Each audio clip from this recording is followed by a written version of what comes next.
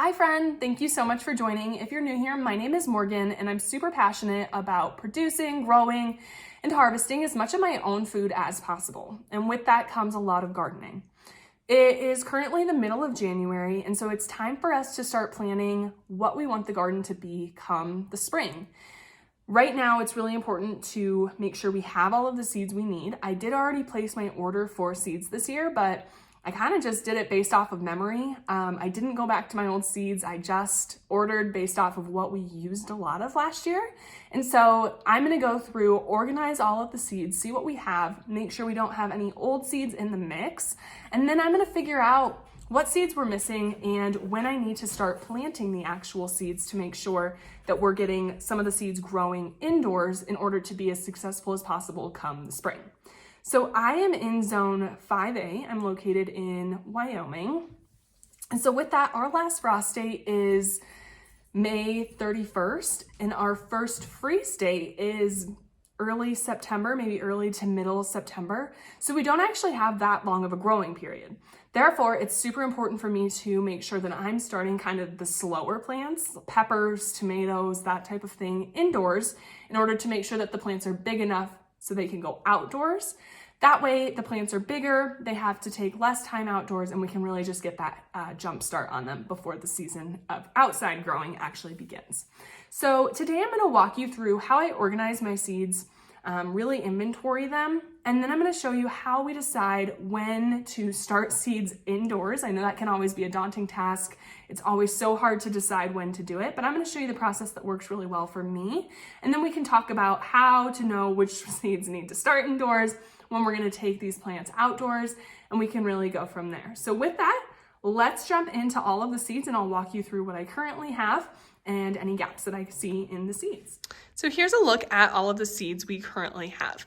As you can tell, I definitely have a favorite seed company.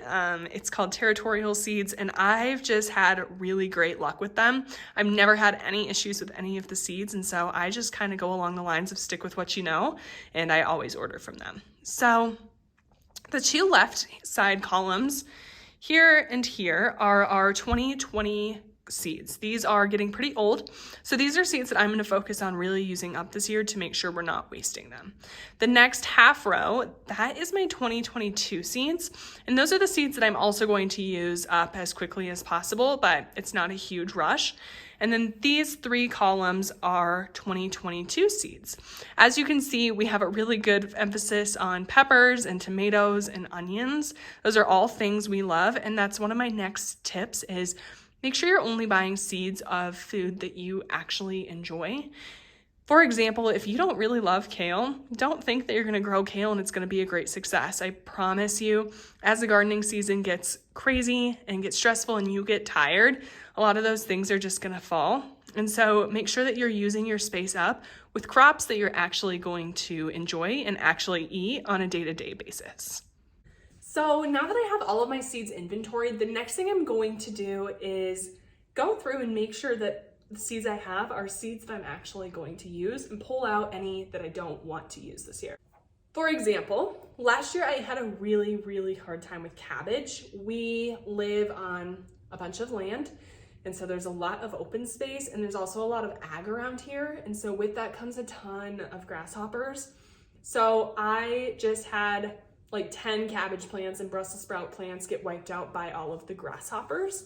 And so this year, I'm gonna definitely try a few cabbage, but I can see right now, I have 6 types of cabbages laying here, and those aren't seeds that I'm necessarily going to use, and they are in my 2020 year seeds section. So what I'm gonna do is pull them out. I'll leave one in, maybe a storage cabbage, and just kind of hope for the best. If you guys have any recommendations on how to keep grasshoppers out of your cabbages, definitely let me know down in the comments. But I'm just gonna plan on giving those seeds to other people, some family members that I know have a more successful time with cabbage. So I'm gonna go through and pull some of those out.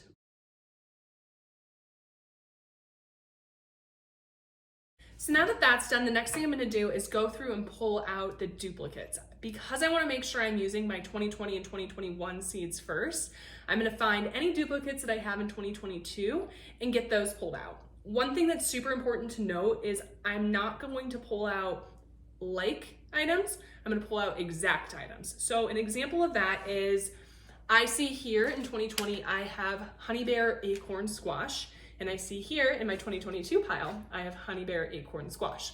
So I'm gonna pull out the 2022 Honey Bear Acorn Squash and put that off to the side to make sure I am using these seeds first. Another example would be onions. I have 3 sets of onions sitting in my 2021 pile, and I have 2 more in my 2022 pile, but they're all different types, so I'm not gonna remove any of them because they're not exact matches. So I'm gonna go through and get those pulled out.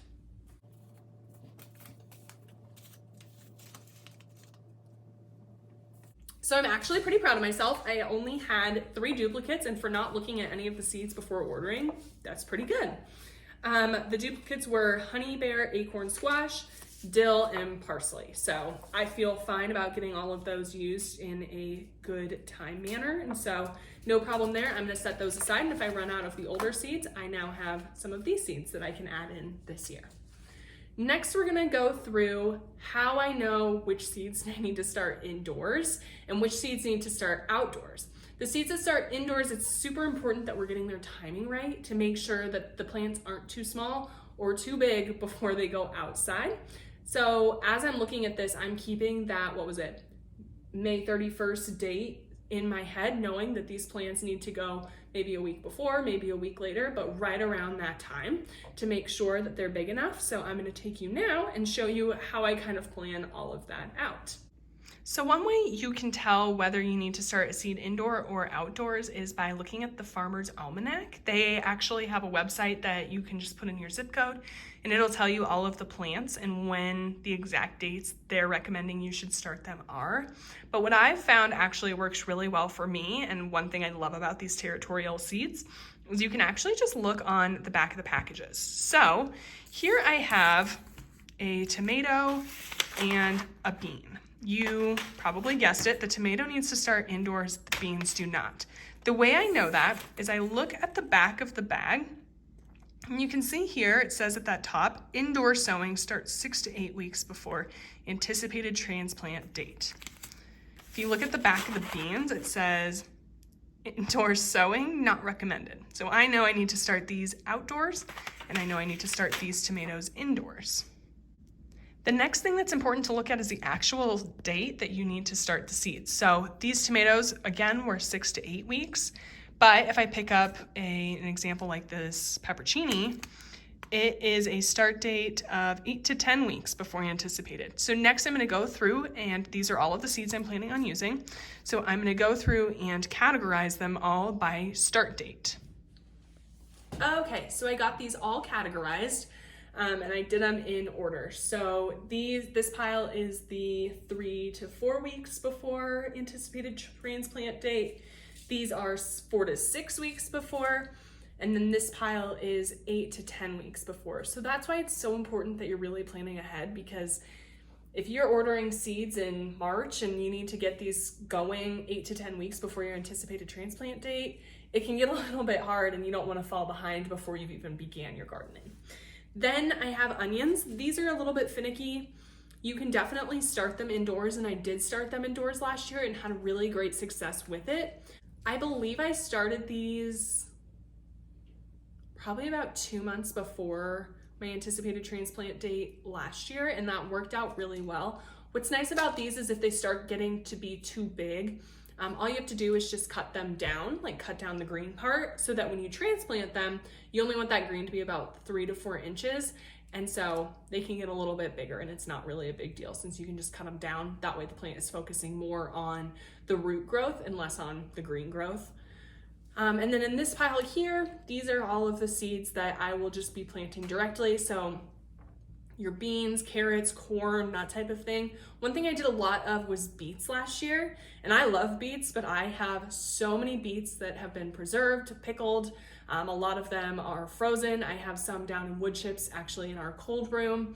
And so I feel like we're gonna be kind of tired of beets come next year. We have a ton, and I think they'll last us a whole nother year. And so that's one thing that I'm cutting back on this year. And then the other things that I have in the transplant direct pile are spinach and lettuce. Last year I had really good success with this, just directly sowing them into the ground rather than planting them indoors. So I think I'm gonna plan on doing that again. And they're a really good way to just kind of fill gaps when you have random spaces or just a little bit of room. They just really fill in pretty nicely. All right. Then I guess the other two are artichokes that I have here, and I'm glad that I read this. I have one artichoke plant actually already out in the garden, but I don't know if it's going to overwinter or not. It's one of those that we're right kind of at the cutoff of it being too cold to overwinter. So that's one that I need to keep an eye on. And this one you actually start sowing in a pot in January and early February. So it's middle of January right now. I'm really glad that I looked at this packet to make sure I'm not starting too late. And then parsley, I sowed this one directly last year. It does say that you can start seeds in flats or in individual pots. Parsley really loves to grow. I had no issues with it. So while it does say you might want to start it indoors, I'm just going to plan on starting it outdoor and sow this directly as well. So now that we have all of the piles and we have everything sorted by date, I basically go through with an old-fashioned calendar. I mean, you can definitely do this on your phone, whatever. And I star May 31st. So that's the anticipated day that we will have that last freeze at. Obviously, it might be a week earlier, might be a week later. Last year, I believe I put plants in the ground right around the 20th of May. And the year before that, I was 4 hours south of where I am now, and I planted things in early April. So that was risky for sure. You never know what the year's going to look like, but this kind of just helps give you a general guideline. So the way I now plan it is I look at the seed packets, and the longest ones we had were these peppers at 8 to 10 weeks. So I'm gonna just find that star, count up 8 weeks. And I would err on the side of doing 10 to 12 weeks. So adding 2 additional weeks onto the longest date that it says. So here it's that 8 to 10, adding 2 weeks onto that 10.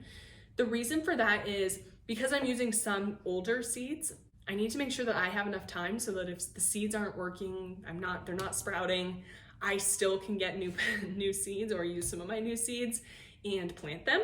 I want to make sure I'm not falling behind. So I'm going to go more towards 12 weeks for this. So I just find May 31st, count up 12 weeks.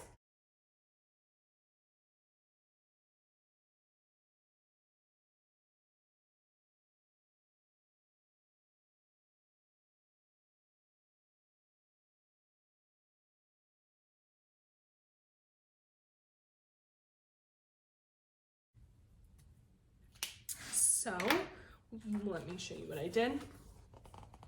As you can see here, I literally just do the date and then I just start counting up the weeks, and I do that on all of the months leading up. That way I know exactly when I need to start planting. So the 8 to 10 weeks, since I'm planting those 12 weeks early, I'm gonna start those on March 8th.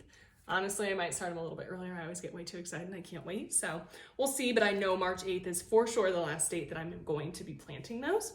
And then what I do from here is I basically just take a rubber band and I just stack all the categories together and then put a sticky note on them. So as I'm planting, I know these are all of the seeds that I need to plant today. When I'm 12 weeks out, I can make sure I'm not missing anything. And I think doing a lot of this leg work up front just makes sure that I can be as organized and as successful as possible. And I'm not going through my seeds later thinking, oh shoot, I missed a tomato or whatnot. I just find it to be the least stressful way for me to make sure I'm getting all of the seeds in, because it's a lot of seeds, it's a lot of things to keep track of. And I always think I'm gonna remember it in my head if I don't write it down, but things get busy, life always gets busy. So I would definitely encourage you to be as organized as possible and just go a little bit above and beyond to make your life easier in the future. And that's pretty much it. Now I feel ready to plant. I know that I have everything that I need. The next thing that I'll be walking you all through is what my indoor growing setup looks like. So I'll kind of take you downstairs in my basement where I grow them. I'll show you what the lights look like, the shelving, how I'm starting to plant the seeds, whether I soak the seeds or not, and we can go through that. So that'll be the next video. Thank you so much for joining me today. If you have any questions or comments, please feel free to leave them down below in the comment box. Otherwise, thank you for joining and we'll see you next time. Bye.